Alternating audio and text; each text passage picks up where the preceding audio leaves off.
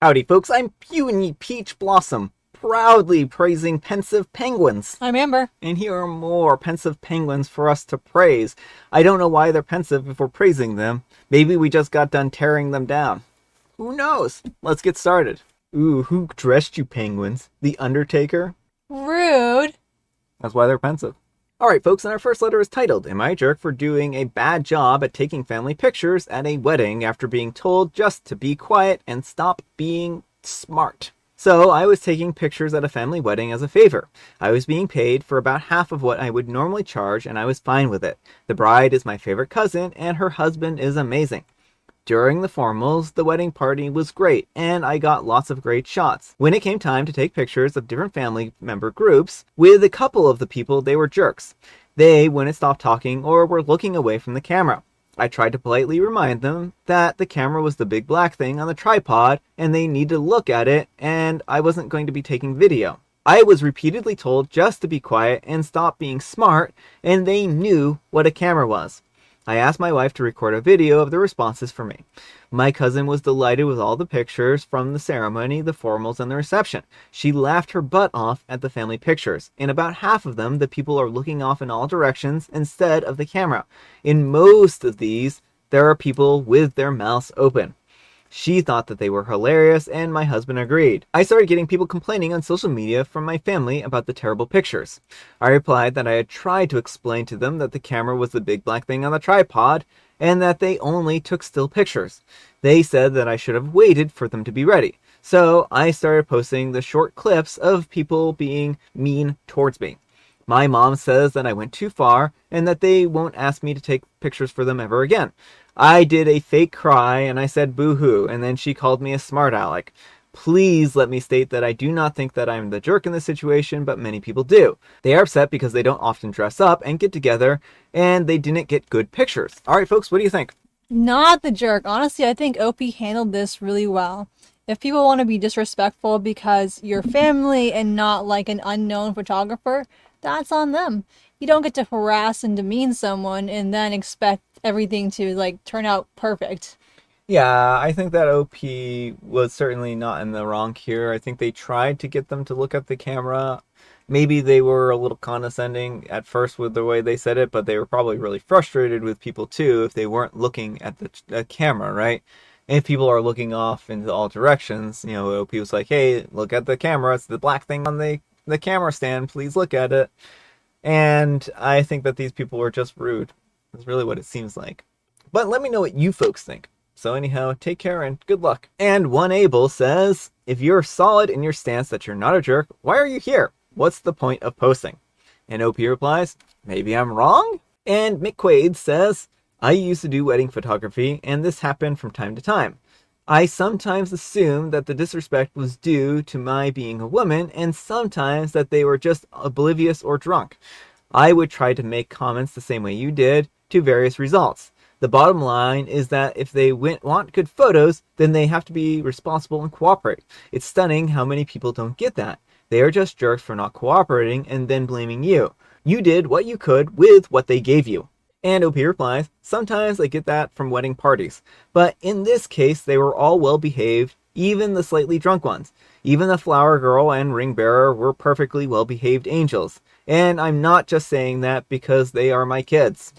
No favoritism there. And Bulbasaur Ranch says, not the jerk. The photos are an accurate reflection of their behavior on that day. The only people that opinions matter about the photos are the bride and the groom that hired you. They like it, then no issue. They've embarrassed themselves and they don't like that their online tantrum was turned around on them. It's easier to be right until evidence comes forward. Alright folks, and our next letter is titled, Am I a jerk for struggling to forgive my husband for his petty revenge on me? I feel crazy. My husband is a 34-year-old male and I'm a 32-year-old female, and we have been married for 6 years. 2 months ago, I stopped him from going to a bachelor's party with his long-term school friends. I was okay, and I was kind of looking forward to him having fun until I learned that he hid the fact that they would be doing a lot of adult-themed activities. I think adult entertainers and happy end massages as part of their itinerary. It caused a huge fight, as we've always maintained that this is a deal breaker for me, and the fact that he hid it from me made me think that it was that much worse. He argued that he only did it because of my tendency to overreact, and of course he wouldn't engage in those activities, but that didn't mean that he couldn't go. I would have been fine with him going had he told me about their itinerary and trusted the fact that he would keep away. What he did broke my trust, and the only way I could see him earning it back was if he voluntarily told his friends that he couldn't come, which he did. At the time, he looked really apologetic, and we made up. He took me shopping, and it was all good. I bought some fashionable outfits, and was looking forward to wearing them ahead of summer. Where we live, it was still a little cold, and I didn't get to immediately dress up in the clothes that I had just bought. Also, most of my summer clothes had shrunk in the washer, so I practically only had my oversized casual clothes that I had just bought. A few weeks later, it started to get warmer, and I slipped into my new dress. It feels tight. I'm confused. I just tried them on in the store, and I'm a size 14, as the label on the dress had said. So no, I didn't get the wrong size from the store. Then another dress was tight. Same with pants and other tops. I started feeling absolutely crazy. Had I just put on so much weight in a matter of a few weeks that my new dresses didn't even fit? I've always been sensitive about how my body looks, and I remember telling my husband how excited I was about these new clothes, and they look so flattering on me. I felt so good in all of them, and now they looked hideous on me. So I started to cry on the floor. I was too embarrassed to tell my husband this. I thought he must have noticed if I had put on some weight. I was a wreck. I was feeling crazy for a few weeks now. Even the clothes that had fit before felt tighter. I don't know if it was a placebo or really, but it didn't help. My husband, a few days ago during dinner, said that he wanted to confess something. He was snickering while he was saying this, and what he said absolutely crushed me. He said that while I was gone to see my sister, who had just had her baby, for a week, he had secretly taken all of my outfits that he knew that I routinely wear and gave them to a local tailor to make them a size or two smaller. He said that he paid them generously to stitch things faster, and said sorry, but I felt like it was a funny payback for what I had done, stopping him from going on the trip. I said that it wasn't funny, that he made me feel crazy. I was crying and screaming at this point. He severed my sense of self and made me feel ugly. Eventually, I tried to be okay, but I'm not. I'm still reeling from what he did as petty revenge. It's been some time since he confessed, and he's offered to get them stitched back to the original size. I'm struggling with what he did. I want to forgive him. I never knew how resentful he was about me and that trip. Maybe it's my fault. I should have been more trusting. I knew that he would never cheat. In my heart, I knew that he would keep away. And from his point of view, his petty revenge on me probably felt deserved. I would be mad too if he stopped me from doing something that I was looking forward to. But still, if you were me, how would you feel? Has anyone had their spouse do this as petty revenge on them? Alright folks, what do you think? No, OP is not in the wrong here. What her husband did is cruel and manipulative.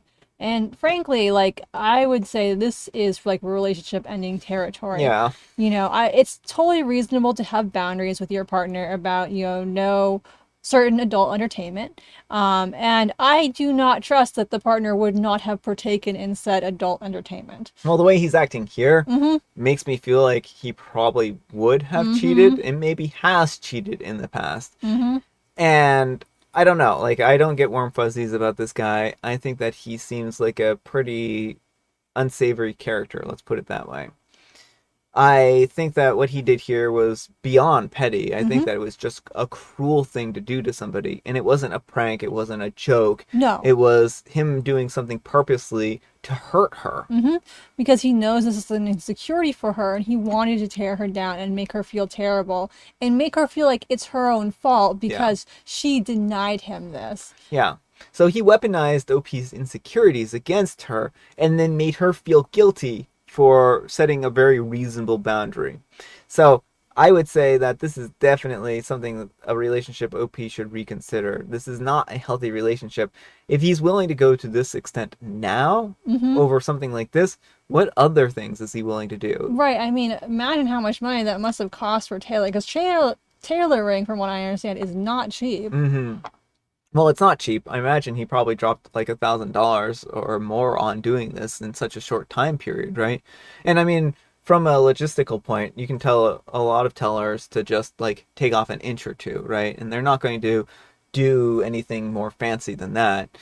And they'll either add pleats or they'll add take in the fabric a little bit. Usually isn't like a super invasive thing to take a size off of something, though it can be, right?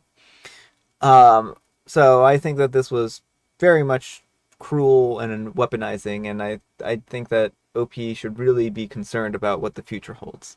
But let me know what you folks think. So anyhow, take care and good luck. Alright folks, and our next letter is titled, Am I a Jerk for Being Vulgar When Telling My Nephew That He Cannot Have My Toys? I'm a 53-year-old male and I collect a lot of toys. Mostly Lego these days, but I have Kenner action figures and steel Tonka trucks. My basement is filled with my collection. I have a bunch of old toys from when I was a kid that I rescued from my parents as well. My kids and I have a spreadsheet that we use to keep track of all of the belongings and what belongs to who. When they get up houses or apartments big enough, a good quarter of my collection will disappear. All 3 of them are adults, but only the youngest is still at home. My sister waited until she was about 42 to have her first and only child, and she is a brat. She gives him anything that he wants. Our parents also spoil him because he is 8, and I guess they like young grandchildren better than grown ones. It's Canada Day weekend, and my sister is visiting with her husband and that brat. My parents live in a small apartment, and I have a guest room, so I'm stuck hosting because they think that a hotel is a waste. My son refuses to relinquish his little apartment above our garage, so I'm stuck with them in my house. Every time I visit with my nephew, he insists on seeing my toys. I keep a few small Lego sets around to placate him. He is actually a really loving kid, and I love him. He's just spoiled. So I usually let him look around and then give him a set that we can build together over a couple of days while they visit. This time was different. He was looking at my display case and saw one of my minifigs that he wanted. It was worth about $2,000, so obviously I said no. I have a set that I can give him that has a new version of that figure, so I figured that it wouldn't be a big deal. Nope, he lost his mind. He had to have the one that was in my display case. I ushered everyone back upstairs and I locked my basement. The kid would not stop talking about my toy.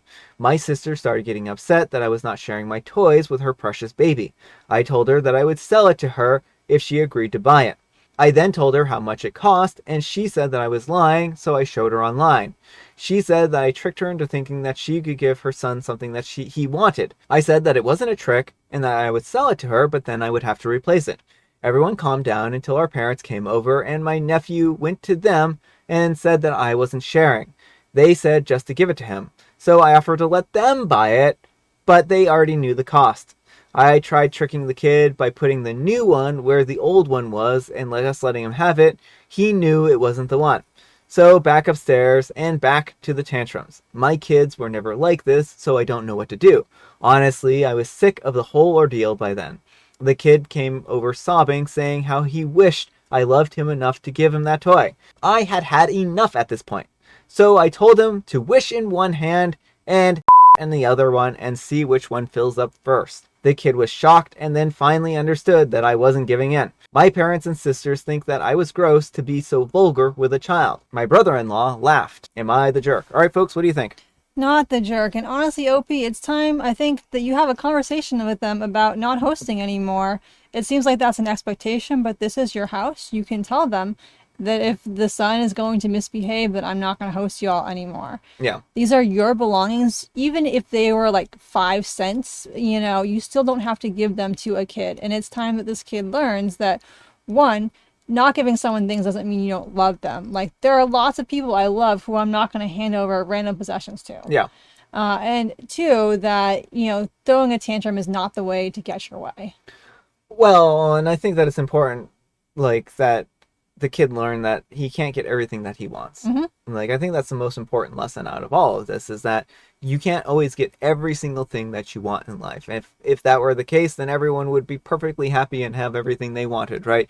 But sometimes that's just not how it works. Yeah. And this isn't about love. This is about, respecting OP's properties and possessions. Yeah, well, because that's the thing that for me that's most concerning about this is the emotional blackmail. Mm-hmm. Like, why don't you love me enough to give me this? Like, he's 8 and he's saying these kind of things.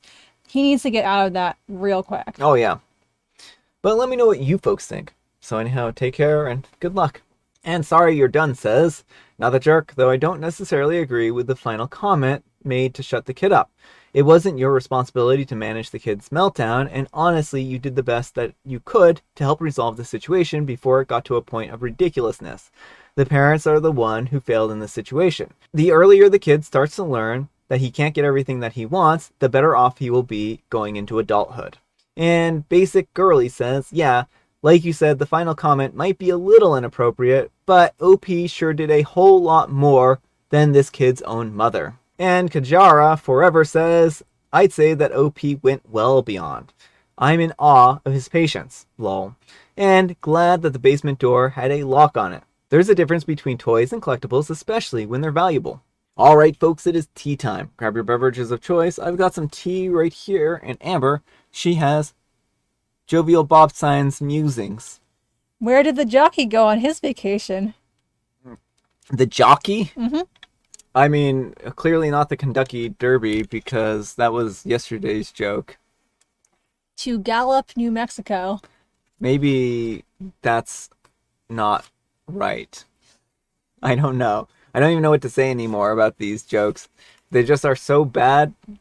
They're just terrible. This isn't a joke anymore, Jovial Bob Sign. Maybe the joke is that they're this bad, and so it's just like a cumulative effect of like eventually they'll be so bad that I'll lose my mind and I'll just start laughing at them without inhibition. And I have Earl Grey. Alright folks, that's all the time we have for today. Thank you so much for watching. Happy wonderful Wednesday, folks. I can't believe it's halfway through the week already. Amber, it being Haiku Wednesday, we need some kind of moral advice. And please have it in the form of a haiku. You want nice photos? Then maybe cooperate. Don't be a mean jerk. I think that works. Thanks so much for watching, and we'll see you all tomorrow. Bye.